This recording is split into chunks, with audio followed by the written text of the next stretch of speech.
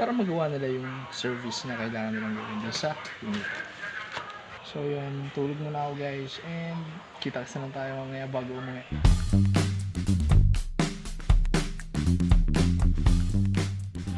So mga friends, kapag 4:30 na, magpa 5S na yun, ibig sabihin maglilinis na dito.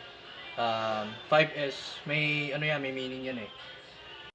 4:30 na mga men, ang ibig sabihin yan, magpa 5S na tayo. Maglilinis na tayo mga birds.